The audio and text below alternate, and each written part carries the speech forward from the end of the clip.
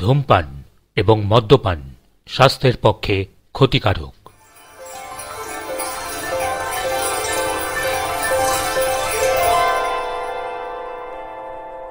নমস্কার বন্ধুরা, আমি অনির্বাণ আর এসে গিয়েছি আপনাদের প্রিয় অডিও স্টোরি চ্যানেল সূচিপত্রের গল্পকে সঙ্গে করে নিয়ে।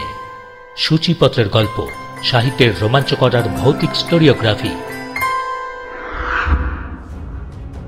আপনারা শুনছিলেন জুল ভার্নের কলমে বিশ্ব সাহিত্যের এক রোমাঞ্চকর অ্যাডভেঞ্চার কাহিনী চন্দ্রযানের অভিযাত্রী প্রথম পর্ব। আজ শুনবেন গল্পের দ্বিতীয় তথা অন্তিম পর্ব। আপনি যদি গল্পের প্রথম পর্বটি মিস করে থাকেন তাহলে আজকের ডেসক্রিপশন আর আই বাটনে রইল গল্পের প্রথম পর্বের ইউটিউব লিঙ্ক। আজকের গল্প শুরু করার আগে রিকোয়েস্ট করব, যে সকল প্রিয় শ্রোতা বন্ধুরা এখনো পর্যন্ত আমাদের চ্যানেলটি সাবস্ক্রাইব করেননি, প্লিজ সাবস্ক্রাইব করে দিন সূচিপত্রের গল্পকে আরও এরকম নতুন আর রোমাঞ্চকর অ্যাডভেঞ্চার কাহিনী শোনার জন্য। ও হ্যাঁ, সঙ্গে পাশের ঘন্টাটা বাজাতে যেন ভুল না হয় পরের গল্প বা পরের পর্বের নোটিফিকেশনের জন্য। গল্প ভালো লাগলে লাইক, সাথে শেয়ার করে দেবেন আপনার প্রিয়জনদের সঙ্গে। আজকের গল্প পাঠে ও গল্পের সূত্রধার অনির্বাণ, পোস্টার ডিজাইন রায় ক্রিয়েটিভ মিডিয়া, সম্পাদনা ও পরিচালনা রাজা বাবু। শুরু হচ্ছে আজকের গল্প জুল ভার্নের কলমে from the earth to the moon অবলম্বনে সূচিপত্রের গল্পের নিবেদন চন্দ্রযানের অভিযাত্রী দ্বিতীয় তথা অন্তিম পর্ব।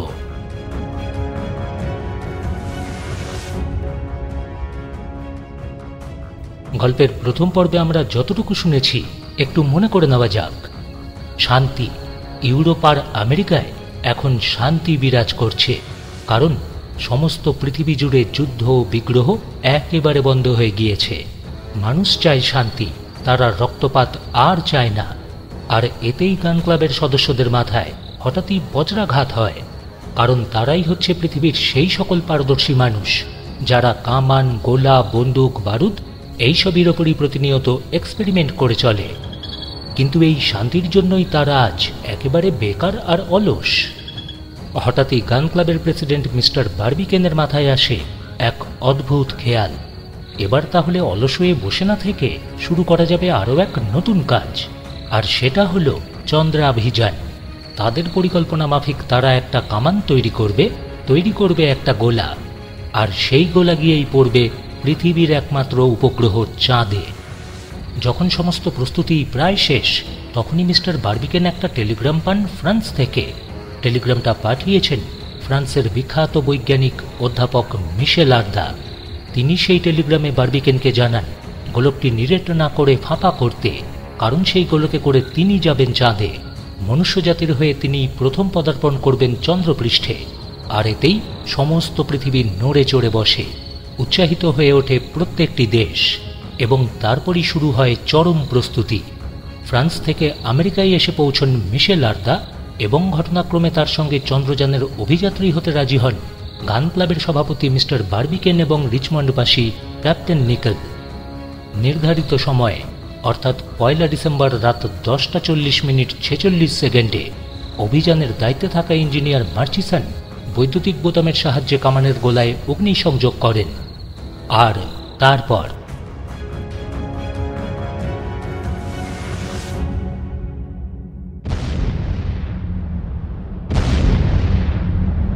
বিস্ফোরণের ভয়ঙ্কর আওয়াজ কাঁপিয়ে দিল মাটি।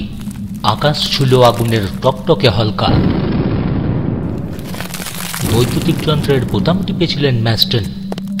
বিস্ফোরণের সঙ্গে সঙ্গেই তিনি ছিটকে পড়লেন দূরে। কিছুক্ষণের জন্য তার চেতনা বিলুপ্ত হয়ে গেল। আকাশ ঢাকা পড়ল ধোঁয়ায়, মেঘ জমল অমাবস্যার অন্ধকারের মতো। স্টোনি হিলের লোকারণ্য কেঁপে উঠল থরথর করে। কেবল স্টোনি হিলই কাঁপল না, কাঁপল টম্পাও এবং সমস্ত যুক্তরাজ্য। সমুদ্রে লাফিয়ে উঠল জল, ফেনিয়ে ঘুরল চরকিবাজির মতো। সবাই যখন সম্বিত ফিরে পেল প্রথমেই তাকালো আকাশের দিকে, কিন্তু অন্ধকারে কিছুই দেখা গেল না। কোন মহাশূন্যে তখন গোলকটা ছুটে চলেছে কে জানে। গান ক্লাবের তৈরি সেই যাত্রীবাহী গোলকটা কিন্তু তখন দূরপাল্লার অভিযানে প্রচণ্ড বেগে ছুটে যাচ্ছে চাঁদের দিকে। যে চাঁদের দিকে তাকিয়ে এতকাল মায়েরা ঘুমপাড়ানি গান গেয়ে শোনাতেন ছেলে মেয়েদের, সেই চাঁদ শেষ পর্যন্ত মানুষের দখলে আসতে চলল। জ্যোতির্বিদরা যাকে মহাশূন্যের অন্যতম বিষয় বলে মনে করতেন, সেই চাঁদ আজ জয় করতে চলল পৃথিবীর 3 জন মানবযাত্রী। ঊর্ধ্বে পৃথিবীর অনেক উপরে, দূরে আকাশের কোলে, মহাশূন্যে গ্রহজগতের অন্যতম বিস্ময়ের রাজ্য চাঁদ। কি সেই চাঁদের ইতিহাস? কারা থাকে চাঁদে? চাঁদ কি সত্যিই বাসযোগ্য? কে জানে কোন রহস্য লুকিয়ে আছে পৃথিবীর সেই উপগ্রহে? শেষ পর্যন্ত চাঁদ জয় করতে চলেছে পৃথিবীর দুঃসাহসী মানুষ, যে একদিন থাকত গুহায়, চোখা পাথরের হাতিয়ার দিয়ে হিংস্র পশুর সঙ্গে লড়াই করে নির্মম প্রকৃতির প্রতিরোধ চুরমার করে আত্মরক্ষা করত যে মানুষ, যে বিচিত্রবীর্য মানুষ বানিয়েছে বিজ্ঞান, দীপ্তিময় দর্শন, আলোকপ্রাপ্ত সাহিত্য। এইসব বিষয়েই কথা বলল সমস্ত খবরের কাগজগুলো। যখন কেমব্রিজ মানমন্দির 2 দিন পর ঘোষণা করল গান ক্লাবের বিশাল গোলকটাকে তীর বেগে মহাশূন্যে ছুটে চলতে দেখা যাচ্ছে, গোলকটার লক্ষ্য পৃথিবীর বহু আলোচিত উপগ্রহ চন্দ্র। আর এই সমস্ত সংবাদের শিরোনাম হল বড় বড় হরফে, পৃথিবীর প্রথম বিস্ময়, গান ক্লাবের গ্রহান্তর অভিযান, চন্দ্রলোক অভিমুখে প্রথম 3 জন মানব যাত্রী। এবং সবিস্তারে বিবৃতি করা হলো সেই চমকপ্রদ কাহিনী যা আমরা গত পর্বেই শুনে ফেলেছি। পৃথিবীর আলো, বাতাস, আকাশ, মাটি, মানুষজন সবকিছুর কাছে থেকেই বিদায় নিয়ে সেই বিশাল গোলকের ভেতর প্রবেশ করলেন অধ্যাপক মিশেল লারদা, ক্যাপ্টেন নিকাল আর ইম্পে বারবিকেন। প্রয়োজনীয় জিনিসপত্রের সঙ্গে নিলেন বারবিকেনের প্রিয় কুকুর দুটো, নেপচুন আর স্যাটেলাইটকে। গোলার ভেতর ঢুকে প্রথমে সবাই কিছুক্ষণ নির্বাক হয়ে থাকলেন। শুধু যে বলবার মতো কোনো কথা না পেয়েই তারা চুপচাপ রইলেন তা কিন্তু নয়, এমনিতেই তারা কথা বলতে চাচ্ছিলেন না, ইচ্ছেই হচ্ছিল না কিছু বলার।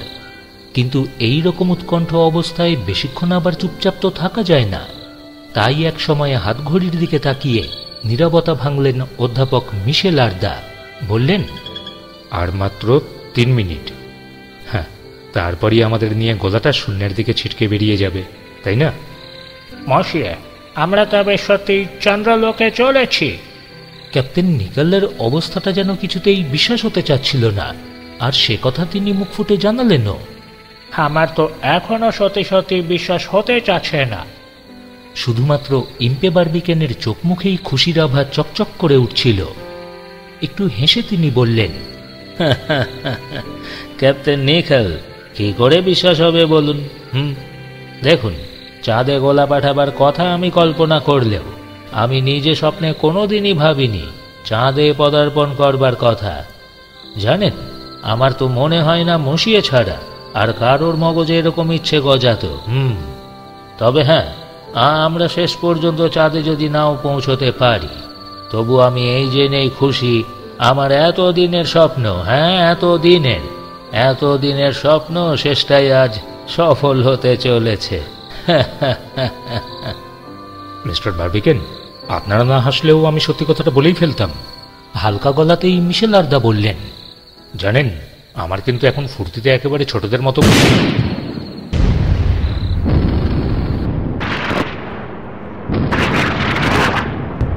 অধ্যাপক আরদা মুখের কথা আর শেষই করতে পারলেন না। আচমকাই প্রচণ্ডভাবে কেঁপে উঠল গোলাটা, যেন বাইরে শুরু হয়েছে এক প্রবল প্রলয়।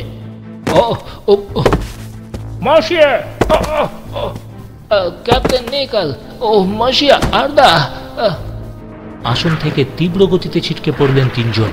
3 জনই এত জোরে ধাক্কা খেলেন মজবুত দেওয়ালের গায়ে যে ঝিমঝিম করে উঠল মাথা, সম্পূর্ণ চেতনা যেন বিলুপ্ত হয়ে যেতে চাচ্ছে।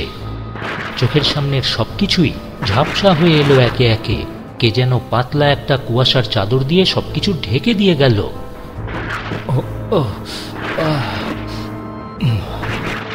যদিও মাথাটা এখনো ঝিমঝিম করছিল, তবুও সংবিত প্রথম ফিরে পেয়েছিলেন অধ্যাপক মিশেল লারদা। গোলকের ভেতর কোনো রকমে স্থির হয়ে দাঁড়াবার চেষ্টা করতে করতে তিনি এবার নিস্তেজ গলাতেই বললেন, শেষকালে এই সামান্য বিস্ফোরণ কিনা আমার সমস্ত শক্তি একেবারে নিংড়ে নিল।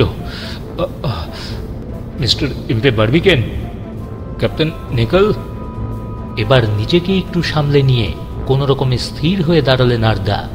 দেখতে পেলেন ক্যাপ্টেন নিকাল তিনি মেঝেই গড়াগড়ি যাচ্ছেন। তাকে ধরে ওঠাবার চেষ্টা করলেন Ardan. Captain Nicholl, captain Nicholl, captain Nicholl, উঠুন।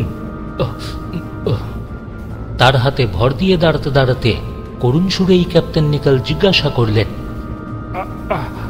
মশিয়ে, আমি কোথায় আছি কিছুই বুঝতে পারছি না মশিয়ে।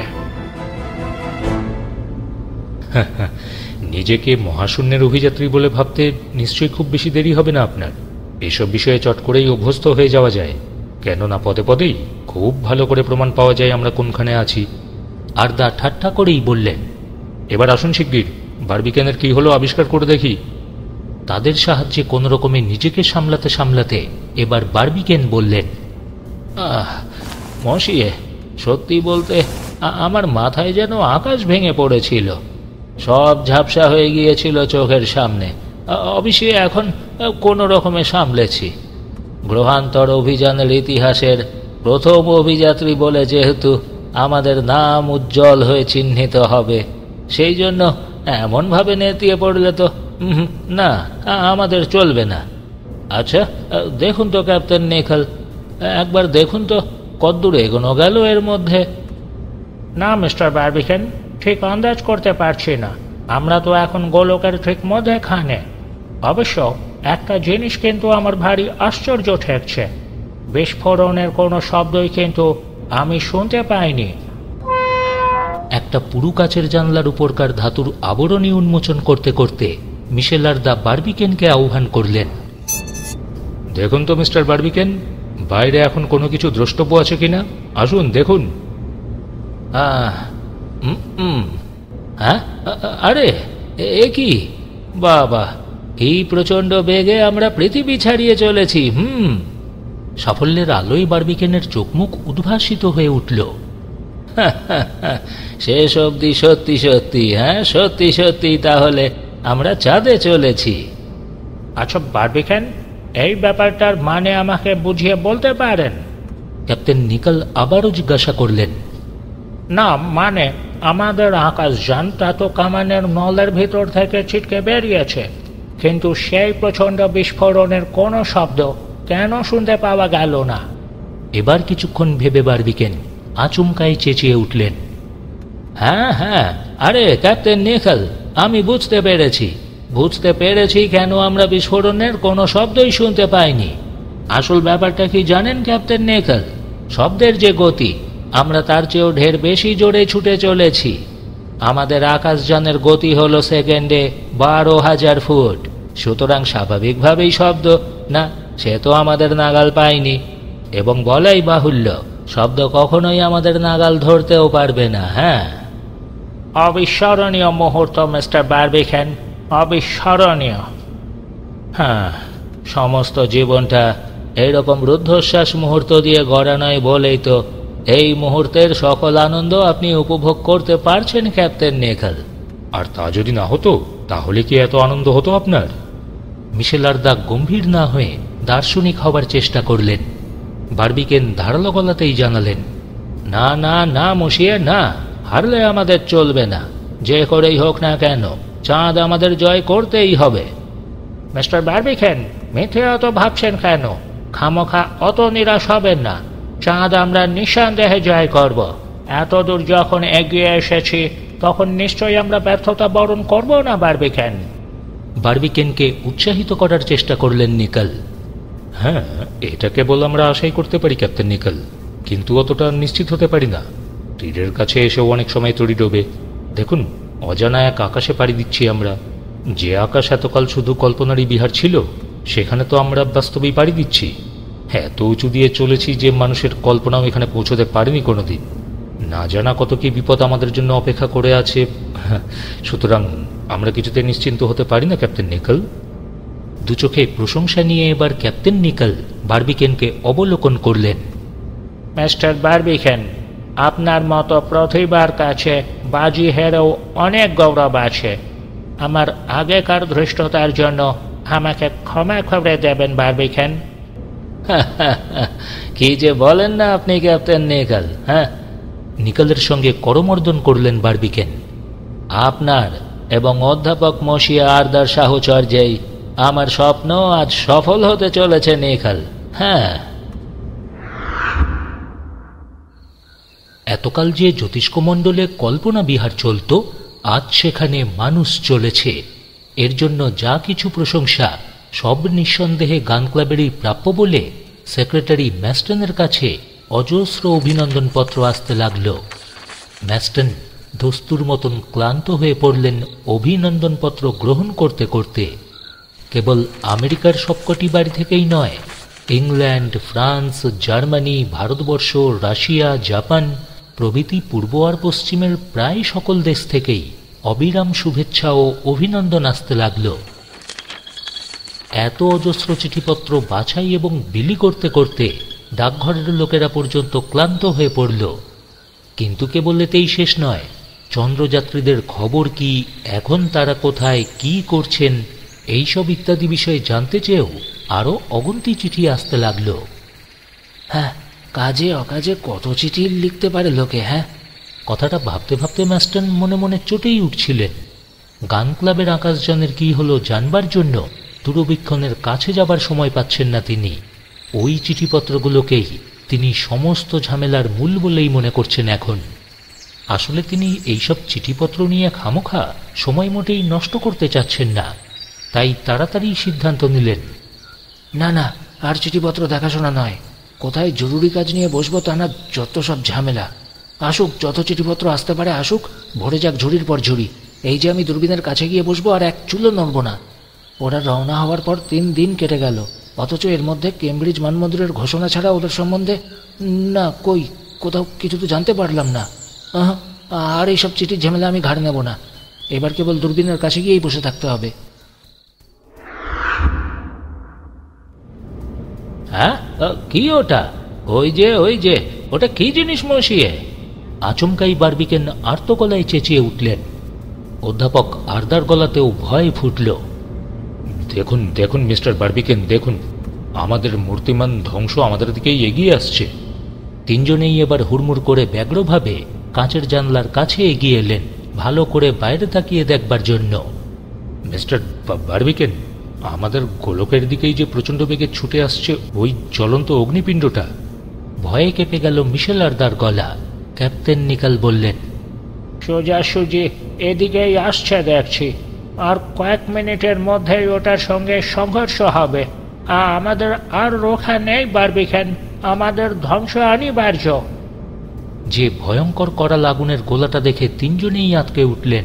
সেটা হলো পৃথিবীর চারপাশে ঘূর্ণমান জ্বলন্ত ধাতু পিণ্ডগুলোরই একটা। মহাশূন্যে পৃথিবীর চারপাশে আবর্তন করছে অসংখ্য ছোট ছোট ধূমকেতু আর উল্কা।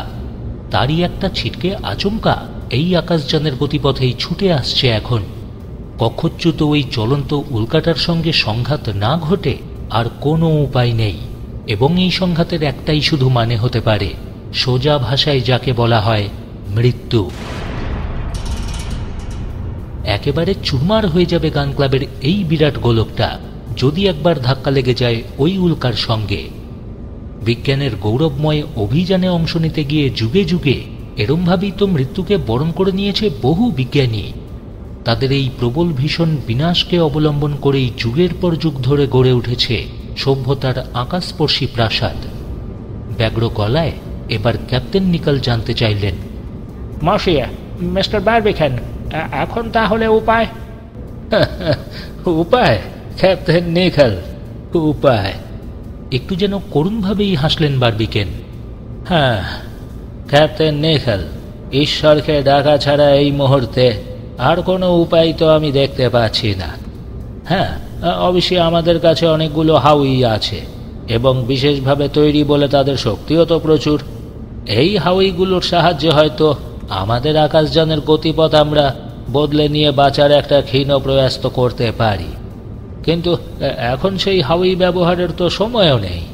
দেখছেন না, ওই তাকিয়ে দেখুন, কি প্রচণ্ড বেগে ওই উল্কা আমাদের গোলার কাছে এসে পড়ছে। এখন তাহলে কি করা যায় মিস্টার বারবিকেন?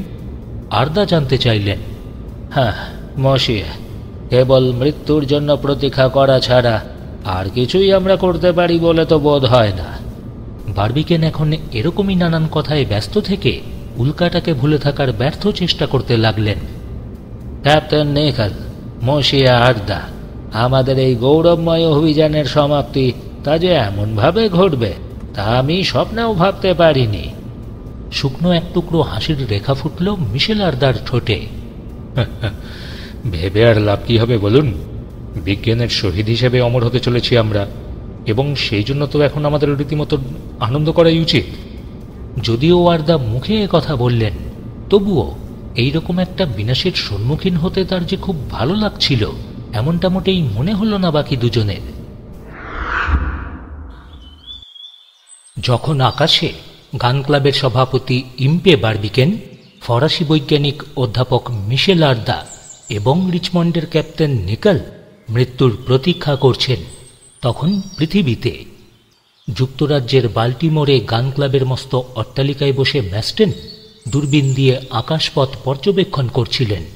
ইঞ্জিনিয়ার মার্চিসন জিজ্ঞাসা করলেন, আচ্ছা ম্যাস্টেন, বারবিকেনদের খবর কি বলুন তো? কি দেখতে পাচ্ছেন আকাশে? কেমব্রিজ মানমন্দিরের ঘোষণা বাদে আর কিছুই তো শুনিনি ওদের সম্বন্ধে। না না মার্চিসন, না, কিছুই তো দেখতে পাচ্ছি না। ম্যাস্টেন ক্ষোভের সঙ্গেই বললেন, ওদের যাত্রাকালীন বিস্ফোরণের পরে যে ধোঁয়ার সৃষ্টি হয়েছিল তা থেকে আকাশ এখনো পুরোপুরি পরিষ্কার হয়নি মার্চিসন। এখনো কিছু ধোঁয়া জমে আছে আকাশে। আর আর আমার এই দূরবীনের ক্ষমতা তো অত প্রবল নয় যে এই অপরিচ্ছন্ন ধোঁয়া ভেদ করে আকাশযানটা দেখতে পাবো। সে কি, এখনো কিছুই দেখতে পাওয়া যাচ্ছে না? মার্চিসনের গলায় আফসোসের বদলে একটু রাগই দেখা গেল। কি জ্বালাতন! তাহলে ওদের কি হলো বুঝবো কি করে? না মার্চিসন, না, কিছুক্ষণ অন্তত ধৈর্য ধরে না থাকলে কিছুই বোঝা যাবে না। আগে আকাশ পরিষ্কার হোক, তারপর ওদের কি হলো বোঝা যাবে। হ্যাঁ, কোন সময় যে আকাশ পরিষ্কার হবে তার তো কোনো ঠিক ঠিকানা দেখছি না। হয়তো যখন আকাশ পরিষ্কার হবে তখন ওরা চাঁদেই পৌঁছে গেছেন। ম্যাস্টেন, আপনি বরং ভালো করে আর একটু দেখার চেষ্টা করুন। আরে, আমি কি আর ইচ্ছে করে খারাপ করে দেখছি? ম্যাস্টেন একটু মৃদু হাসলেন। মার্চিসনের এই ধৈর্যহীনতার কারণ তিনি স্পষ্টই বুঝতে পারছিলেন, কেননা তার মনেও তো ওই একই রকম কৌতূহল আর উত্তেজনা। তবু তিনি সমস্ত চাঞ্চল্য গোপন করবার চেষ্টা করে বললেন, মার্চিসন, চোখের সামনে কেবল কালো মেঘের মাতামাতি, কেবল মেঘ আর মেঘ, আর কিছুই দেখতে পাচ্ছি না। ম্যাস্টেন, আমার আর তর্স হইছে না, আপনি বরং একটু সরে বসুন, আমি নিজেই দেখি কি ব্যাপার। অনিচ্ছা সত্ত্বেও ম্যাস্টেন দূরবীনের কাছ থেকে সরে এলেন। মার্চিসন, আপনাকে অল্প সময়ের জন্যই দেখার সুযোগ দিচ্ছি, একথা মনে রাখবেন। এখনই কিন্তু সরে বসতে হবে, আমি আর কিছুতেই দূরবীন থেকে চোখ সরাবো না। হ্যাঁ, আমাদের চর্মচক্ষু যদি কল্পনার মতো শক্তিধর হতো। হ্যাঁ। ঠিক সেই মুহূর্তেই পৃথিবীর 1000 মাইল উপরে মহাশূন্যে উল্কায় আর আকাশযানে সংঘর্ষ প্রায় ঘটে আর কি। চোখের পলকে প্রচণ্ডভাবে কেঁপে উঠল গান ক্লাবের গোলকটা। মনে হলো বাইরে যেন প্রচণ্ড প্রলয় শুরু হয়েছে।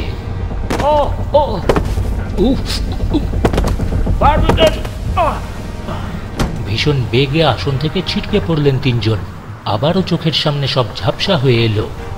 চেতনাহীন 3 জন আকাশযাত্রী নিঃসারে পড়ে রইলেন আকাশযানের মেঝেতে। কয়েক মিনিট পরে যখন সম্বিত ফিরল তখন দারুণ অবাক হয়ে গেলেন 3 জন।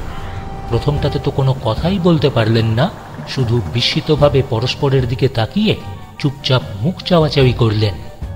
তারপর 3 জনই একসঙ্গে ছুটে গেলেন কাঁচের জানলার কাছে বাইরে দেখার জন্য। দূরে, বহু দূরে একটা সবুজ আলোর মতো জ্বলজ্বল করছে পৃথিবী। হ্যাঁ, পেরিয়ে আসা পৃথিবী। আর মহাশূন্যের এদিকে ওদিকে হীরের মতোই জ্বলজ্বল করছে অসংখ্য নক্ষত্র। অনেক দূরে তাদের গন্তব্যস্থল চাঁদ সেরকমই সোনালি আলো ছড়াচ্ছে। ক্যাপ্টেন নিকেলি প্রথম কথা বললেন, মিস্টার বারবিকেন, মসিয়া আর্দা, সত্যি তাহলে আমাদের মৃত্যু হয়নি? না না, এমনকি উল্কার সঙ্গে সংঘর্ষ পর্যন্ত হয়নি। এ নিশ্চয়ই দেবতার দয়া, ঈশ্বরের দয়া। তাই তো শেষ মুহূর্তে আমাদের কিংবা উল্কাটার কারোর না কারোর পরিক্রমার পথ নিশ্চয়ই কিছুটা বদলেছে। সংঘর্ষ না বেঁধেই যেভাবে গোলাটা কেঁপে উঠেছিল তাতেই বোঝা যায় সংঘর্ষ ঘটলে কি হতো আমাদের পরিণাম। জবাব দিলেন বারবিকেন। আর্দা বললেন, মিস্টার বারবিকেন, ভবিষ্যতেও যে আপনার ঈশ্বর এইভাবে আমাদের বাঁচিয়ে দেবেন সেই ভরসা কিন্তু আমি করতে পারছি না। মশিয়ে আরদা, এবারে কিন্তু অলৌকিকভাবেই বেঁচেছি আমরা। এরকম কোনো পরিত্রাণের কাহিনী মানুষের ইতিহাসে কিন্তু আর দ্বিতীয় নেই। ক্যাপ্টেন নিকেল নিশ্চয়ই কিছু একটা বলতেন, কিন্তু আচমকাই একটা মৃত্যুকাতর আর্তগোঙানি শুনে তিনি একেবারে নির্বাক হয়ে গেলেন। করুণ সেই আর্তনাদ শিহরণ বইয়ে দিল তাদের প্রত্যেকেরই সর্বাঙ্গে। এই মহাশূন্যে এরকম আর্তগলায় চেঁচিয়ে উঠল কে? পর মুহূর্তেই আবারও কার করুণ গলার আর্তস্বরে তাদের স্তম্ভিত বিস্ময় ভেঙে চুরমার হয়ে গেল। তারপর একটানাই শোনা যেতে লাগলো একটা করুণ আর্তগোঙানির সুর। ক্যাপ্টেন নিকেলের গলাতে দারুণ ভয়ের লক্ষণ পাওয়া গেল। মিস্টার বারবিকেন, মশিয়ে আরদা, এবার আমাদের আর রেহাই নেই। এই ভুতুড়ে চিৎকার, সেটা আসলে আমাদের মৃত্যুর পূর্বলক্ষণ ঘোষণা করছে। মশিয়ে আরদা, ওই উল্কার প্রেতাত্মা আছে নাকি? তাহলে কি ওই উল্কার প্রেতাত্মাই এইভাবে কাঁপছে? বারবিকেনের গলায় কেবল ভয়ই নয়, বিস্ময়ও প্রচুর। সামান্যের জন্য আমাদের লোকান্তরে পাঠাতে না পেরে উল্কা এইভাবেই ক্ষোভে দুঃখে কাঁদছে নাকি? কিছুক্ষণ মুহ্যমানের মতো দাঁড়িয়ে তিনজনেই একটানা সেই অবাক ক্রন্দন শুনতে লাগলেন। তারপর হঠাৎই কি মনে হতে বারবিকেন একটা মই বেয়ে আকাশযানের উপর চত্বরে উঠলেন। সেখানে একটা ছোট্ট কামরার ব্যবস্থা করে তার কুকুর দুটোকে বেঁধে রেখেছিলেন তিনি। যা ভেবেছিলেন তাই, নেপচুন নামে কুকুরটা সেখানে বসে করুণ গলাতে কাঁদছে, আর স্যাটেলাইট অসাড় হয়ে পড়ে আছে তারই পায়ের কাছে। বারবিকেন চেঁচিয়ে জানালেন, মশিয়ে, ওই কান্না আর কিছুই নয়, নেপচুনের চিৎকার। দেখে মনে হচ্ছে আমার স্যাটেলাইট আহত, তাই ওইভাবে চেঁচাচ্ছে নেপচুন। উল্কার সঙ্গে সংঘাত না ঘটলেও উল্কাটা গোলকের পাশ দিয়ে ভীষণ বেগে ছুটে গিয়েছিল বলে গোলকটা যখন দারুণভাবে থরথরিয়ে কেঁপে উঠেছিল, তখনই স্যাটেলাইট ছিটকে পড়ে কোনো কিছুর সঙ্গে আঘাত খেয়ে আহত হয়েছে বোধহয়। এবার স্যাটেলাইটকে ধরাধরি করে মেঝের ওপর শুইয়ে ভালো করে পরীক্ষা করে দেখলেন বারবিকেন, কিন্তু তার অসাড় শরীরে প্রাণের কোনো স্পন্দন পেলেন না তিনি। বেশ কিছুক্ষণ আগেই তার মৃত্যু হয়েছে। কিছুক্ষণ আগেও যখন উল্কার সঙ্গে সংঘাত ঘটতে যাচ্ছিল, যখন বাঁচার আর কোনো আশাই ছিল না, তখন মিশেল আরদা ঠাট্টা করে মৃদু হেসে বলেছিলেন, মিস্টার বারবিকেন, ক্যাপ্টেন নিকেল, বিজ্ঞানের শহীদ হিসেবেই অমর হতে যাচ্ছি আমরা। আরে এখন তো দস্তুর মতো আনন্দ করা উচিত আমাদের। সেই সৌম্য প্রফুল্ল ফরাসি ভদ্রলোকের চোখও এখন সজল ঝাপসা হয়ে এলো। কাপা গলায় তিনি কেবল বললেন, বেচারি স্যাটেলাইট। কিন্তু এইভাবে মুহ্যমান হয়ে থাকার মতো সময় তখন তাদের হাতে মোটেই ছিল না। বারবিকেন জিজ্ঞাসা করলেন, মশিয়ে, এখন তাহলে কি করা যায়? পৃথিবী আর এই চন্দ্রলোকের মধ্যবর্তী মহাশূন্যে কি করে স্যাটেলাইটকে কবর দেব আমরা? হ্যাঁ, তাই তো মিস্টার বারবিকেন, কি কি করা যাবে কিছু তো বুঝতে পারছি না। ক্যাপ্টেন নিকেল একটু ঘাড় চুলকেই বললেন। কিছুক্ষণ প্রত্যেকেই নির্বাক হয়ে দাঁড়িয়ে শেষ পর্যন্ত অধ্যাপক আরদা বললেন, মিস্টার বারবিকেন, মেঝের ওই ধাতুর ঢাকনি খুলে স্যাটেলাইটকে ফেলে দিলেই হয়।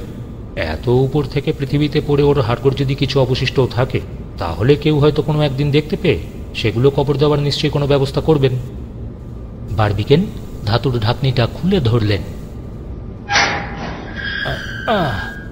মশিয়ে, শিগগির করুন, না হলে এই ফাঁক দিয়ে সমস্ত অক্সিজেন বের হয়ে যাবে। অক্সিজেন নষ্ট হবে, তাড়াতাড়ি নেন। তাদের মহাশূন্যের সহচর স্যাটেলাইটকে এভাবে শূন্যে নিক্ষেপ করার সময় অধ্যাপক আরদার হাত দুটো সামান্য কেঁপেছিল বইকি। কয়েক মিনিট পর জানলা দিয়ে শূন্যে তাকিয়ে এবার বারবিকেন বললেন, মশিয়ে, আমার কিন্তু ভয় হচ্ছে।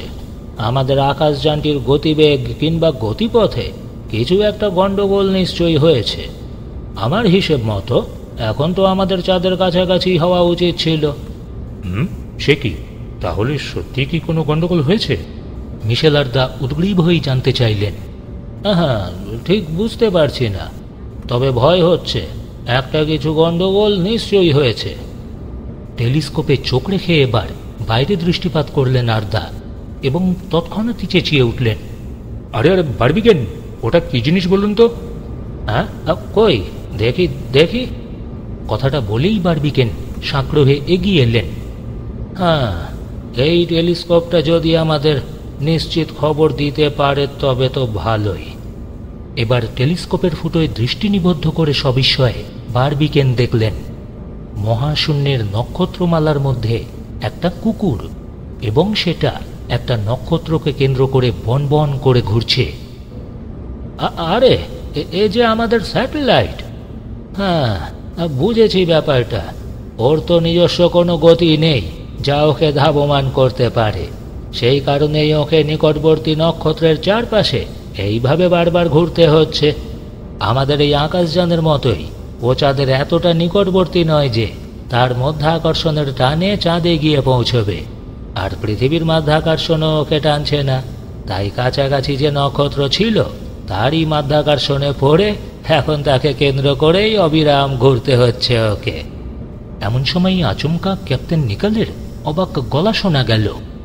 হ্যাঁ, আরে আরে মিস্টার বারবিকেন, কি কাণ্ড! দেখুন দেখুন, আমার দূরবীনটা শূন্যে ভাসছে। এমন আজগুবি আর তাজ্জব খবর শুনে তখনই সবিস্ময়ে ফিরে তাকালেন আরদা ও বারবিকেন। তারপরই ব্যাপারটা একটু লক্ষ্য করে বারবিকেন এবার ব্যাখ্যা করলেন। বুঝতে পেরেছি ক্যাপ্টেন নিকেল। আমরা মহাশূন্যে এমন এক রহস্যময় এলাকায় প্রবেশ করেছি যেখানে আমাদের ওপর না পৃথিবী না চাঁদ কারোরই মাধ্যাকর্ষণ আর জোর খাটাতে পারছে না। এখন আমরা চাঁদ আর পৃথিবী উভয়েরই অভিকর্ষের নাগালের বাইরে। এখানে মাধ্যাকর্ষণ না থাকার ফলে বারবিকেনদের সেই আকাশযানের ভেতরে নানা রকম অদ্ভুত হাস্যকর আর বিচিত্র ঘটনার সৃষ্টি হতে লাগল। বারবিকেন তাড়াতাড়ি জানলার কাছে যাওয়ার জন্য পা তুলতেই একেবারে ছাতে উঠে ধাতুর ঢাকনার সঙ্গে প্রচণ্ড ঘা খেলেন।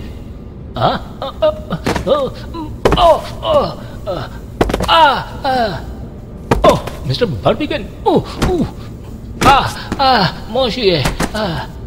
ঘা খাওয়ার সঙ্গে সঙ্গেই তার গতি নিম্নমুখী হল, সুতরাং পর্বিত পর একেবারে মশিয়ার তার ঘাড়ে। কিন্তু সেখানেও স্থির হয়ে দাঁড়াতে পারলেন না, আবারও উপরে উঠতে হলো।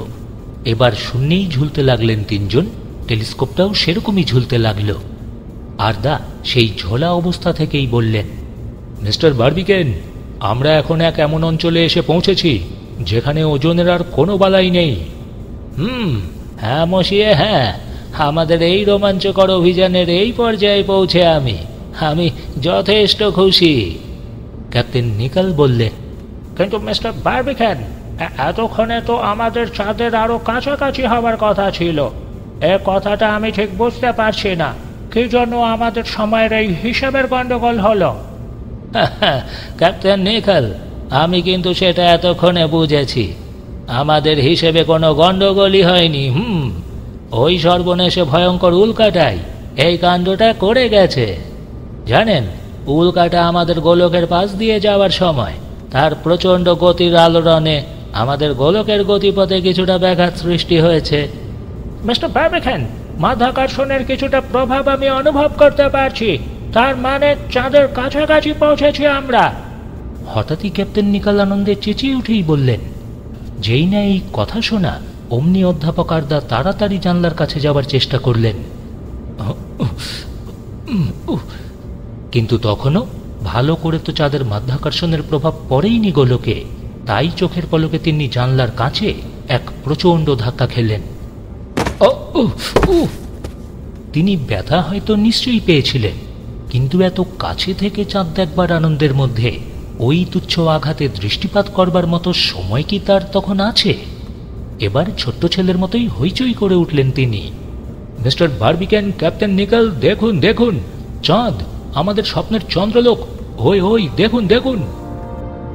বারবিকেন রুদ্ধ কণ্ঠে কেবল একটা কথাই বলতে পারলেন, মশিয়া আরদা, ক্যাপ্টেন নিকেল, তাহলে সত্যি সত্যিই চাঁদে যাচ্ছি আমরা।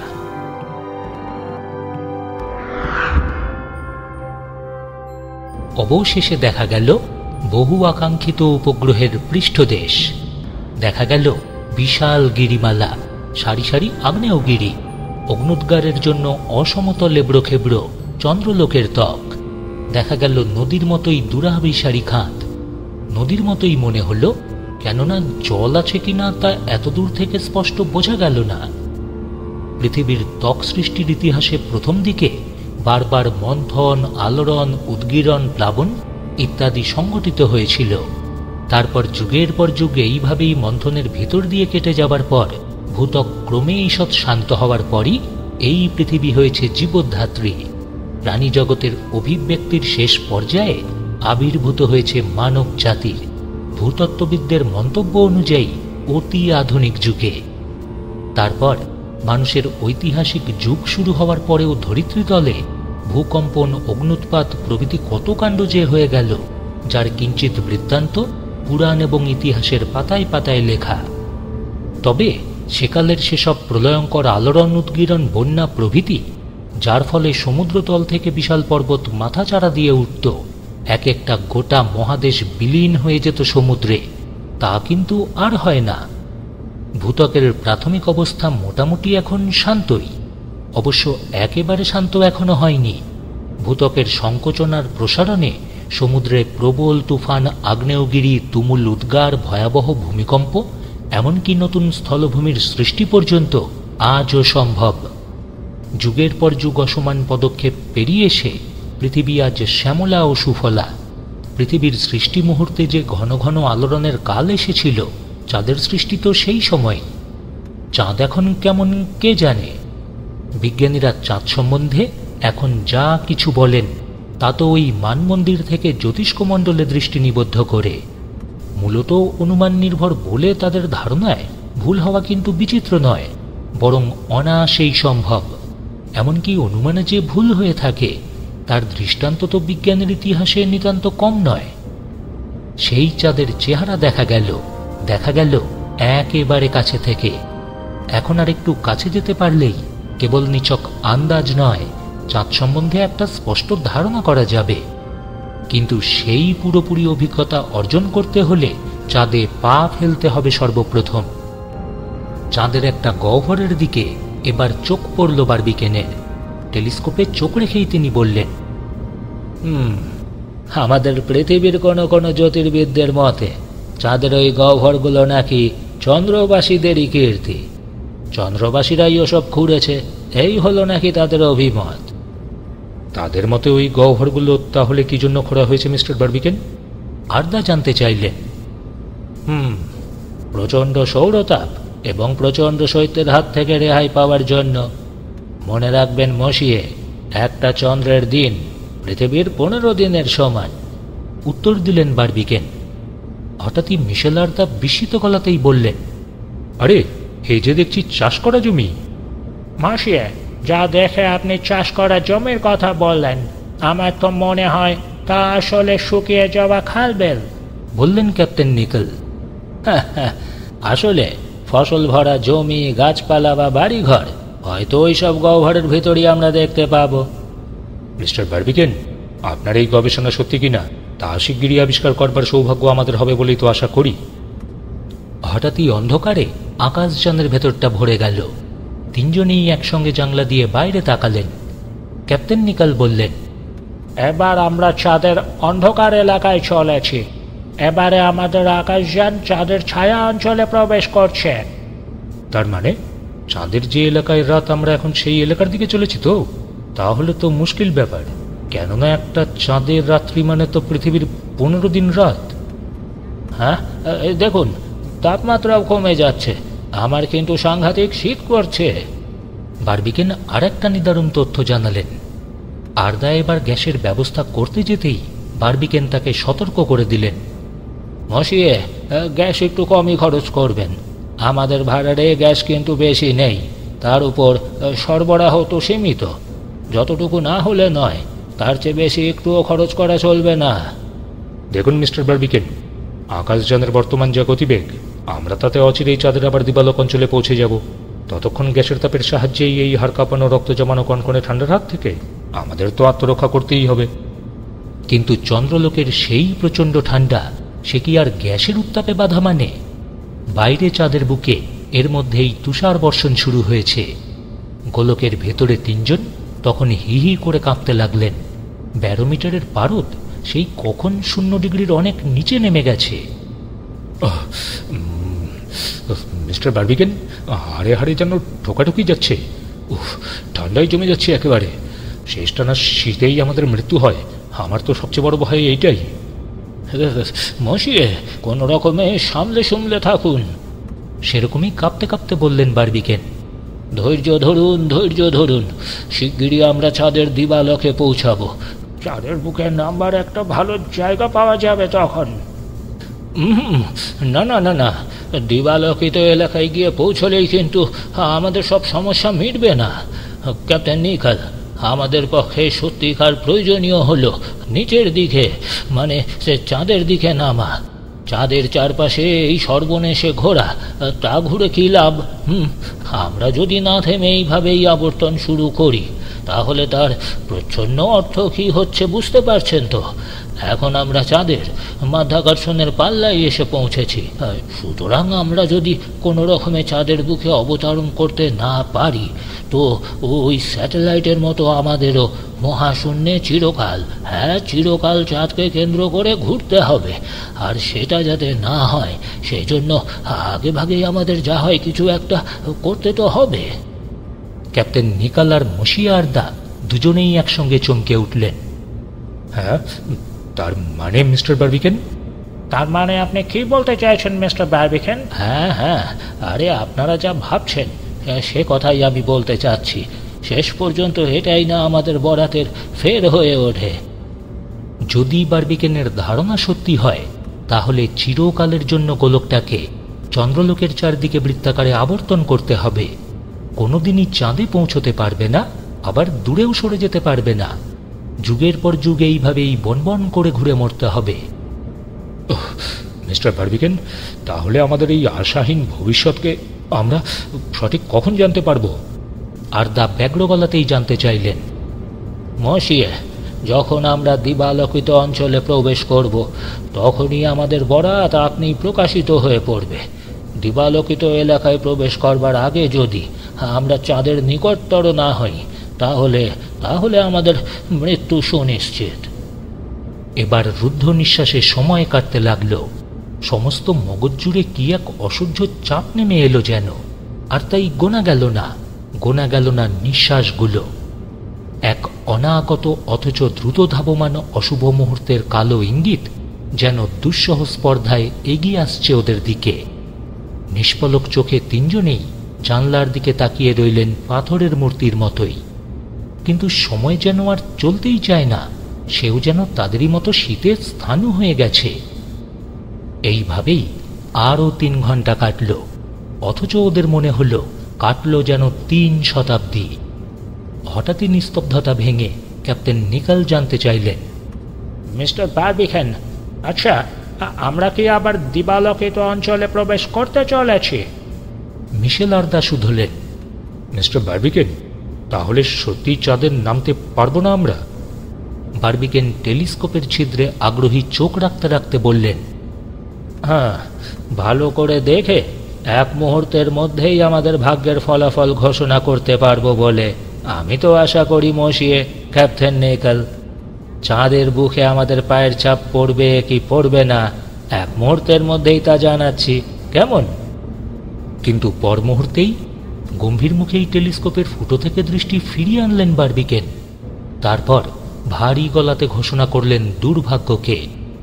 হ্যাঁ, দুঃখিত মশিয়ে, দুঃখিত ক্যাপ্টেন নিকল। আমাদের আর রেহাই নেই। যতক্ষণ না মৃত্যু এসে আমাদের মুক্তি দিচ্ছে, ততক্ষণ চাঁদের একটা উপগ্রহ হিসেবে চাঁদকে আবর্তন করে ঘুরতে হবে আমাদের। তীরের কাছে এসে নৌকাডুবি হওয়ার যে কটা নজির আমাদের এই পৃথিবীতে আছে, আমাদের এই অভিযানও তাদেরই একটা হলো এবার। নিজেদের বাঁচাবার শক্তি আর আমাদের নেই। ব্রহ্মুড়ো অভিযাত্রীদের মধ্যে এবার নিরেট স্তব্ধতা নেমে এলো। কোনো কথা বলবার মতোই শক্তি যেন কেউ পাচ্ছে না। চুপচাপ 3 জন দাঁড়িয়ে রইলেন স্পন্দন রহিতের মতো। আচমকাই লাফিয়ে উঠলেন অধ্যাপক মিশেল আরদা।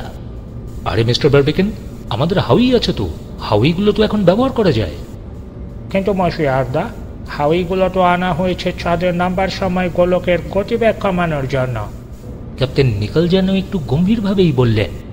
ক্যাপ্টেন নিকল, হাউইগুলোর ক্ষমতা যে প্রচুর সে বিষয়ে নিশ্চয়ই কোনো সন্দেহ নেই আপনাদের।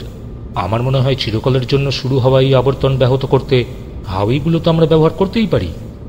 তাহলে আমরা চাঁদে নামবো কি করে? এখনই যদি ওই হাউইগুলো আমরা ব্যবহার করি, তাহলে চন্দ্রলোকে তো অবতরণ আমরা করতেই পারবো না। শুনুন শুনুন ক্যাপ্টেন নিকল, এই সুনিশ্চিত মৃত্যুর চেয়ে অন্য যে কোনো কিছুই তো নিঃসন্দেহে ভালো। ইম্পে বারবিকেন এবার মিশেল আর্দার প্রস্তাবে সায় দিয়েই বললেন।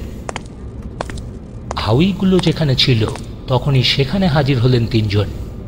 জড়ো করা হাউইগুলোর উপরকার ধাতুর ঢাকনা উন্মোচন করে বারবিকেন নির্দেশ দিলেন, আরে নিন নিন, তাড়াতাড়ি দেশলাই জেলে অগ্নিসংযোগ করুন। দেশলাই জ্বালতে জ্বালতে মশিয়া আর্দা বললেন, বৎস হাউই বৃন্দ, তোমরা যদি খানিকটা অনুগ্রহ করে বিস্ফারিত হও তাহলে আমরা চাঁদে অবতরণ করতেই পারি। আশা করি আমাদের কৃতজ্ঞতা জানাবার অবকাশ তোমরা দেবে। কথাটা বলেই তিনি সলতেতে আগুন ধরিয়ে দিলেন। চোখের পলকেই ধাতুর নির্মিত ঢাকনাটা বন্ধ করলেন বারবিকেন।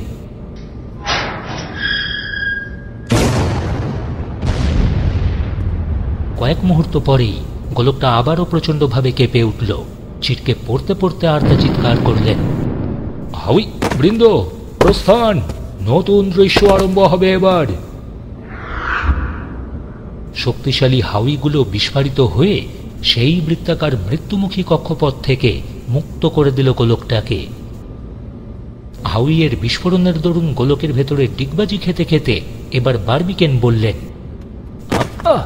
আরে মশিয়ে, তাহলে সত্যি সত্যি আমরা ভাগ্যবান, ভাগ্যবান, আমরা ভাগ্যবান। মিস্টার বারবিকেন, আমরা কি তাহলে চাঁদে নামছি? কোনো রকমে নিজেকে সামলে জানলার দিকে এগোতে এগোতে ক্যাপ্টেন নিকল এবার বললেন, এক মিনিট, আমার মনে হচ্ছে আমরা হয়তো চন্দ্রলোকে অবতরণ করছি না। হ্যাঁ, তার মানে ক্যাপ্টেন নিকল? মিস্টার বারবিকেন, আমাদের গোলক আবারও পৃথিবীর দিকে ছুটে চলেছে। এবার সচমকে কথাটার পুনরাবৃত্তি করলেন বারবিকেন। হ্যাঁ, পৃথিবীর দিকে ছুটে চলেছে।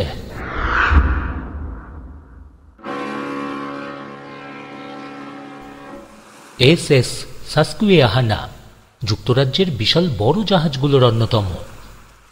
জাহাজটা একটা গুরুতর কাজের দায়িত্ব নিয়ে প্রশান্ত মহাসাগরে ভ্রমণ করছিল। যুক্তরাজ্য থেকে হাওয়াই দ্বীপে টেলিগ্রাফের কেবল দিয়ে যোগাযোগ স্থাপন করবার একটা বিরাট পরিকল্পনা গ্রহণ করেছিলেন যুক্তরাজ্যের সরকার। সেই জন্যই এসএস সাসকুয়েহানার ওপর ভার পড়েছে হনুলুলু থেকে সান ফ্রান্সিসকোর মধ্যবর্তী প্রশান্ত মহাসাগরের জলের গভীরতা পরিমাপের। সেই দায়িত্ব নিয়েই প্রশান্ত মহাসাগরে এসএস সাসকুয়েহানার এই অভিযান। ঢেকে দাঁড়িয়ে জাহাজের ক্যাপ্টেন তার সহকারীর সঙ্গে কথা বলছিলেন। অন্যান্য নাবিকরা তখন জলের গভীরতা পরিমাপে ব্যস্ত। ক্যাপ্টেন জিজ্ঞাসা করলেন, ওহে, এখানে জল কত গভীর সেটা কি এখনো মাপা গেল না? ক্যাপ্টেনের সহকারী জবাব দিলেন, 3508 ফাদম পর্যন্ত পাঠ নিয়েছি স্যার, এখনো পর্যন্ত জলের নিচে পৌঁছানো যায়নি। ও, তা আমার মনে হচ্ছে এই এলাকাটা সারা প্রশান্ত মহাসাগরের মধ্যে সবচেয়ে বেশি গভীর। আচ্ছা স্যার, জলের তলার জীবন তা নিশ্চয়ই চন্দ্রলোকের মতোই বিস্ময়কর। মানে ওই চন্দ্রলোকের কথা বলছো? হ্যাঁ, আমার খুবই অবাক লাগছে হে। বাল্টিমোর গান ক্লাবের সেই দুঃসাহসী 3 বন্ধু, তারা যে কোন চন্দ্রলোকে যাত্রা করলো সে কথা ভেবে আমি বিস্ময়ই বোধ করছি। ক্যাপ্টেন, আকাশের দিকে তাকিয়ে দেখুন ক্যাপ্টেন। তাদের কথাবার্তায় বাধা দিয়ে হঠাৎই একজন নাবিক চেঁচিয়ে উঠল। কথা শেষ হতে না হতেই বারবিকেনদের গোলক প্রচণ্ড বেগে এসে জলের ওপর আছড়ে পড়ল এবং চোখের পলকেই সমুদ্রের নিচে তলিয়ে গেল। সঙ্গে সঙ্গেই প্রচণ্ড জলোচ্ছ্বাসের জাহাজটাও তীর বেগেই চরকির মতো একবার ঘুরপাক খেয়ে নিল। জাহাজের রেলিং ধরে কোনো রকমে নিজেকে সামলাতে সামলাতে এবার ক্যাপ্টেন বললেন, আরে দেখো হে দেখো, তোমার চন্দ্রলোক যাত্রীরা তারা পৃথিবীর ভূমিতে অবতরণ করলেন। ডেকের ওপর আছড়ে পড়া ঢেউয়ের হাত থেকে নিজেকে রক্ষা করতে করতে সহকারী ক্যাপ্টেন বললেন, ঠিক ভূমিতে নয় ক্যাপ্টেন, সাগরের জলে। কিছুক্ষণের ভিতরই চন্দ্রযাত্রীদের খোঁজে একটা অন্বেষণ বাহিনী বেরিয়ে পড়ল। কিন্তু ঘন্টা কয়েক ধরে আশেপাশের সমস্ত সমুদ্র আতিপাতি করে খুঁজেও কোনো কিছুরই চিহ্ন দেখতে না পেয়ে তাদের ব্যর্থ হয়েই ফিরে আসতে হলো। ক্যাপ্টেন যখন শুনলেন যে চন্দ্রযাত্রীদের কোনো পাত্তা নেই, তিনি এবার তখন নির্দেশ দিলেন, শোনো শোনো, সন্ধে পর্যন্ত তো সতর্কভাবে খোঁজো কোথায় গেল তারা, আর তখনও না পাওয়া গেলে অন্য ব্যবস্থা তো করতেই হবে। কিন্তু বৃথাই হলো খোঁজাখুঁজি। সন্ধ্যা হয়ে এলো, তবু তাদের কোনো চিহ্নই দেখা গেল না। শেষকালে সহকারী ক্যাপ্টেন প্রস্তাব করলেন, ক্যাপ্টেন, এখানকার অক্ষাংশ দ্রাঘিমা রেখা সবই তো আমরা জানি, সুতরাং আবার আমরা এখানে ফিরে আসতে পারবো। এখন বরং তাড়াতাড়ি জাহাজ সান ফ্রান্সিসকোয় নিয়ে গিয়ে কর্তৃপক্ষকে খুলে বলুন। মনে হয় তাহলে আমরা বড়সড় একটা অন্বেষণ বাহিনী, অর্থাৎ রীতিমতো একটা বহর সমেত এখানে ফিরেও আসতে পারবো। তবে আশা করি ওটা চন্দ্রযাত্রীদেরই গোলক ছিল, তাই না ক্যাপ্টেন? আরে বাহ, চমৎকার ফন্দি। শোনো, আমি এখনই তাড়াতাড়ি সান ফ্রান্সিসকো যাবার ব্যবস্থা করছি। তবে এর মধ্যে চন্দ্র থেকে ওই অদ্ভুত প্রত্যাবর্তনের প্রচণ্ড আঘাত খেয়েও আমার বন্ধুরা যদি মারা না পড়ে থাকেন, আমি নিশ্চিত জানি তাদের সঙ্গে যে অক্সিজেন আছে তার সাহায্যে তারা জলে ডুবে মরার হাত থেকে রক্ষা পাবেন। তখনই ক্যাপ্টেন অতি দ্রুত বেগে সান ফ্রান্সিসকো রওনা হওয়ার ব্যবস্থা করলেন। বেতার যন্ত্রের আভাসবশত এসএস সাসকুয়েহেনার তরফে এছাড়া আর অন্য কিছু করণীয় ছিল না। ওদিকে তখন সাগরের নিচে নোঙরবিহীন নৌকার মতোই কিছুক্ষণ সবেগে ঘুরপাক খেয়ে সেই বিরাট গোলকটা প্রশান্ত মহাসাগরের অতলে কত যুগের জন্য যে বন্দী হয়ে রইল কে জানে। সান ফ্রান্সিসকোর জেটিতে দাঁড়িয়ে একটা নাবিক লাল আর সবুজ পতাকা নাড়ছিল। নাবিকের পিছনে দাঁড়িয়েছিলেন একজন উঁচু গোছের কর্মচারী। দূর দিগন্তে তখন একটা জাহাজ ধীরে ধীরে স্পষ্ট হয়ে উঠছিল। কি ব্যাপারে, হঠাৎ যে একটা জাহাজ আসছে ডকে? এরকম সময় তো কোনো জাহাজ আসবার কথা নয়। স্যার, এসএস সাসকুয়েহেনা ফিরে আসছে। জাহাজ থেকে সংকেত করে এই কথা বলেছে তারা সেই দুঃসাহসী চন্দ্রযাত্রীদের সাক্ষাৎ পেয়েছে। তাই নাকি? একটু পরেই এসএস সাসকুয়েহেনা তীরে এসে ভিড়ল। এক মুহূর্তও অপেক্ষা না করে ক্যাপ্টেন তার সহকারীকে নিয়ে কর্তৃপক্ষের সঙ্গে দেখা করতে চললেন। খবরের গতিবেগটা তো হাওয়ার চেয়েও বেশি। তার প্রমাণ দেওয়ার জন্যই বোধহয় ইতিমধ্যেই জেটির চারপাশে লোকের লোকারণ্য হয়ে গিয়েছিল। সান ফ্রান্সিসকোর নৌবহরের অ্যাডমিরাল ক্যাপ্টেনের কাছ থেকে সেই বিস্ময়কর কাহিনী শুনে বললেন, থ্যাংক ইউ। এই সংবাদ সরবরাহের জন্য আপনাকে অসংখ্য ধন্যবাদ। হ্যাঁ, আমি এখনই নেভাল ডিপার্টমেন্টকে জানাচ্ছি, তারা প্রেসিডেন্টকে জানাবেন। শিগগিরই উপযুক্ত ব্যবস্থা অবলম্বন করব আমরা। নম্র কণ্ঠে এই ক্যাপ্টেন বললেন, হ্যাঁ স্যার, কিন্তু তাতে তো অনেক দেরি হয়ে যাবে। আপনি বরং এখনই বাল্টিমোরের গান ক্লাবের কর্তৃপক্ষকে বিষয়টা জানাতে পারেন। ইয়াস, ঠিক কথা। এই বিশাল মহাসাগরের অতলে তলিয়ে যাওয়া গোলকটা যদি কেউ খুঁজে বার করতে পারে, তবে সে গান ক্লাবের সদস্য ছাড়া আর কেউই পারবে না। ওকে আমি ব্যবস্থা করছি। ক্যাপ্টেনের কথাতে সায় দিলেন অ্যাডমিরাল। 4 দিন পর গান ক্লাবের সম্পাদক ম্যাস্টনকে সান ফ্রান্সিসকোর জেটিতে এসএস সাসকুয়েহেনার ক্যাপ্টেনের সঙ্গে কথা বলতে দেখা গেল। ম্যাস্টন বলছিলেন, ক্যাপ্টেন, আপনি যদি অভিযাত্রীদের সমুদ্রতলের বন্দিদশা থেকে মুক্ত করতে চান, আপনাকে জলের তলায় খুব একটা ভারী জিনিস তোলবার ব্যবস্থা করতে হবে। মনে রাখবেন, গোলকটার ওজন কিন্তু ভীষণ ভারী। সেই বিরাট অন্বেষণ কাজের প্রস্তুতি শিগগির শুরু হয়ে গেল। ঘুরে ঘুরে সমস্ত সাজ সরঞ্জাম দেখতে দেখতে ম্যাস্টন বললেন, ক্যাপ্টেন, আমি কিন্তু আশাবাদী। আমি এখনও আশা করি 3 জনই বেঁচে আছেন, কিন্তু দেখা হলে তারা কোন গল্পটা বলবেন সেটা আন্দাজ করা আমার কল্পনায় আসছে না। একটা বিরাট ডুবুরি কামরা তোলা হয়েছিল সাসকুয়েহেনার ওপর, যাকে নাবিকদের পরিভাষাতে বলা হয় বয়া। এই ডুবুরি কামরা কাকে বলে তার একটা আন্দাজ থাকা দরকার। সমুদ্র তল সম্পর্কে যারা গবেষণা করেন তাদের এই ডুবুরি কামরায় করে সমুদ্রের অভ্যন্তরে প্রবেশ করতে হয়। এর ভিতরে 2-3 জন মানুষের থাকার ব্যবস্থা করা আছে। একে অনেকটা ওই কামানের গোলার মতোই দেখতে। এর ভিতরে অক্সিজেন, সন্ধানী আলো প্রভৃতি প্রয়োজনীয় জিনিসের বিশেষ ব্যবস্থা থাকে। এর ভিতরে করে যারা সাগরের অভ্যন্তরে যাবেন তারা ভেতরে ঢুকলে পর বাইরে থেকে খুব ভালো করে দরজায় কুলু পেটে দেওয়া হয়। পুরু এবং শক্ত বিশেষভাবে তৈরি এক ধরনের কাঁচের জানলা থাকে। সন্ধানী আলোর সাহায্যে কাঁচের জানলা দিয়ে দৃষ্টিপাত করে বিজ্ঞানীরা সমুদ্রতলের খবর সংগ্রহ করেন। ক্যামেরার সাহায্যে এই ডুবুরি কামরার ভিতর থেকে সমুদ্রগর্ভের ছবিও তোলা হয়। আর এই কামরার ভিতর করেই ম্যাস্টন সমুদ্রের নিচে গান ক্লাবের গোলকটার সন্ধানে যাবেন। ধীরে ধীরে সমস্ত যোগাড়যন্ত্র সমাধা হতেই ম্যাস্টন এবার ক্যাপ্টেনকে বললেন, ক্যাপ্টেন, আর তো কিছুতেই দেরি করা চলে না। বৃথাই 4-5 দিন হয়ে গেল। সত্যিকারের কাজের কাজ তো কিছুই হলো না।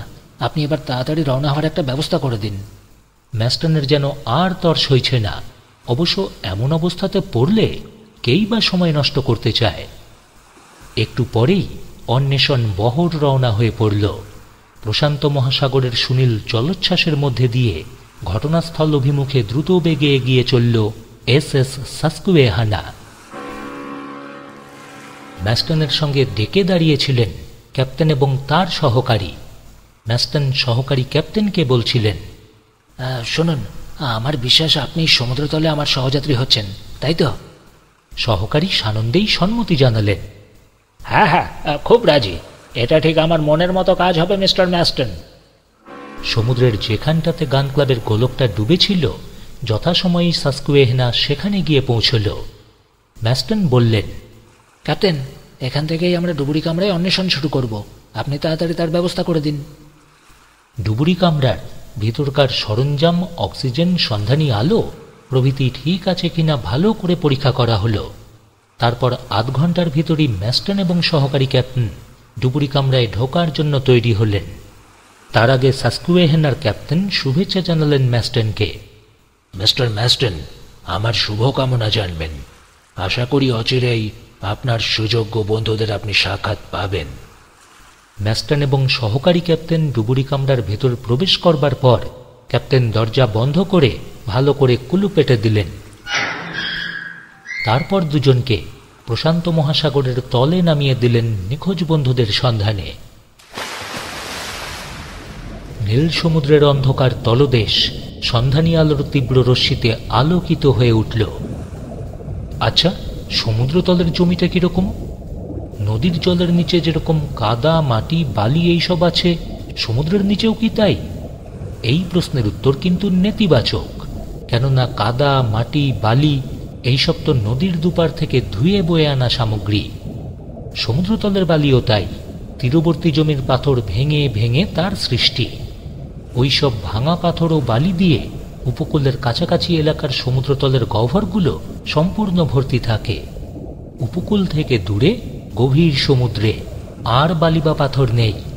সেখানকার সমুদ্রগর্ভ এক ধরনের সাদা গুঁড়ো জিনিসে ঢাকা, নানা রকম সামুদ্রিক জীবের দেহাবশেষে যার সৃষ্টি। শামুক আর ঝিনুকি কিন্তু কেবল নয়, আরও নানা জাতের শক্ত খোলযুক্ত প্রাণী সমুদ্রের তলাতে বাস করে।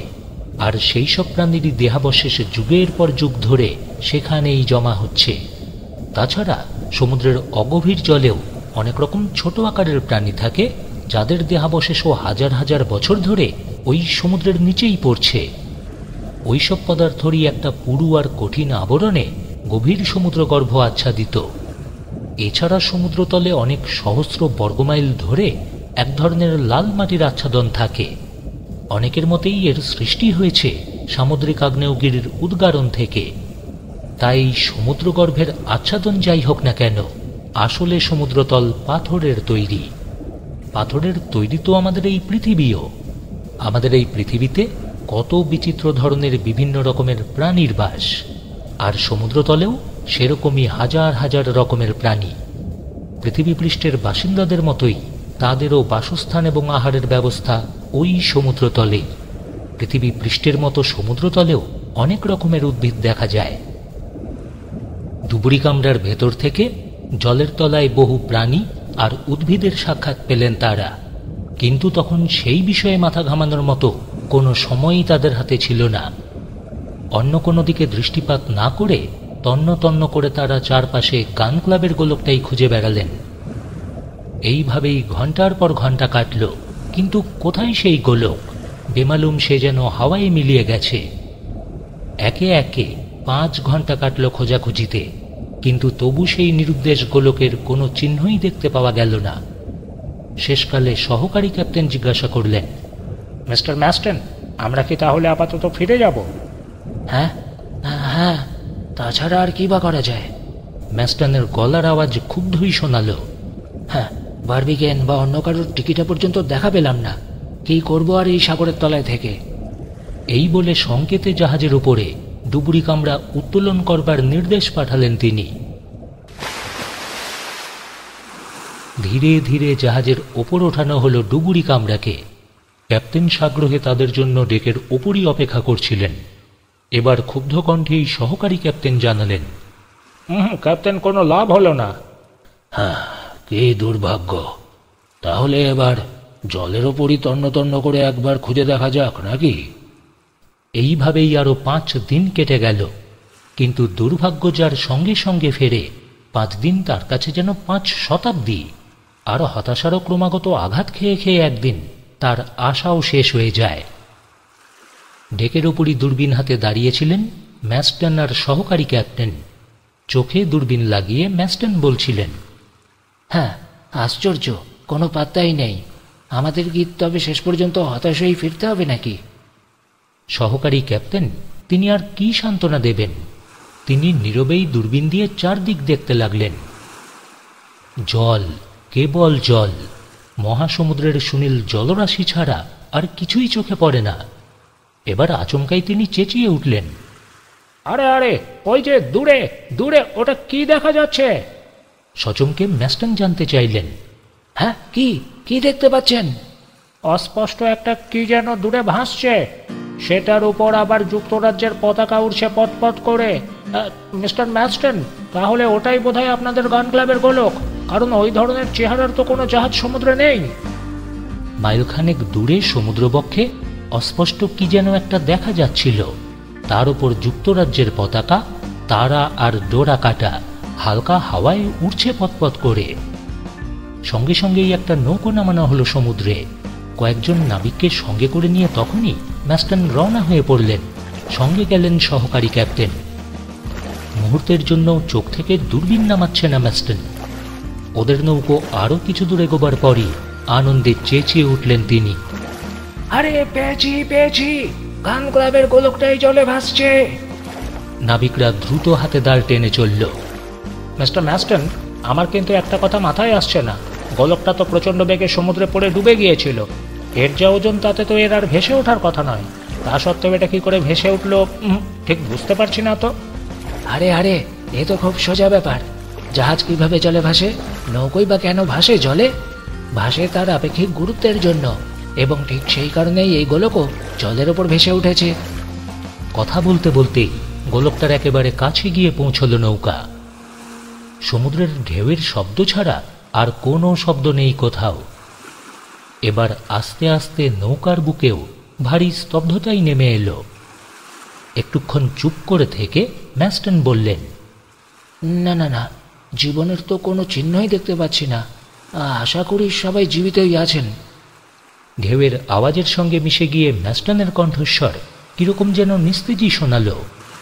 এবার ধীরে ধীরে এগিয়ে গিয়ে ম্যাস্টন গোলকটার দরজা খুললেন। তারপরই সানন্দ বিস্ময়ে তিনি তাকিয়ে দেখলেন দুঃসাহসী অভিযাত্রীদের। গোলকের ভিতর থেকেই প্রশ্ন করা হলো, আরে কি ব্যাপার ম্যাস্টন, ভালো তো? মিস্টার বারবিকেন, আপনারা ঠিকঠাক আছেন তো? এবার গোলক থেকে বেরিয়ে আসতে আসতে বারবিকেন বললেন, হ্যাঁ ম্যাস্টন, হ্যাঁ, খুবই ভালো আছি। জানো, যাত্রার এই পর্বটা বেশ শান্তভাবেই উপভোগ করছিলাম আমরা। তারপরই ধীরে ধীরে তিনজন উঠে এলেন নৌকায়। গান ক্লাবের সভাপতি ইম্পে বারবিকেন, ফরাসি বৈজ্ঞানিক অধ্যাপক মিশেল আর্দা এবং রিচমন্ডবাসী ক্যাপ্টেন নিকেল। সবার শেষে নৌকায় এসে উঠল তাদের প্রিয় সঙ্গী নেপচুন। মিস্টার বারবিকেন, আপনারা কি খুব ভয় পেয়ে গিয়েছিলেন? ম্যাস্টন জানতে চাইলেন। হ্যাঁ, ভয়?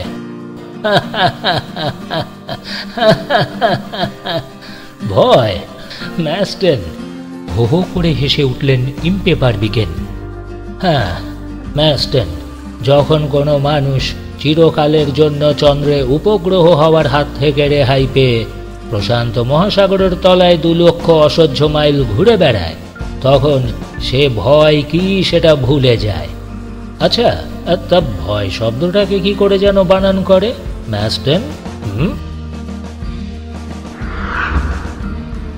বন্ধুরা, আপনারা শুনছিলেন সূচিপত্রের গল্পে অনির্বাণের সঙ্গে আজকের গল্প জুল ভার্নের কলমে বিশ্ব সাহিত্যের এক রোমাঞ্চকর অ্যাডভেঞ্চার কাহিনী from the earth to the moon অবলম্বনে সূচিপত্রের গল্পের নিবেদন চন্দ্রযানের অভিযাত্রী দ্বিতীয় তথা অন্তিম পর্ব।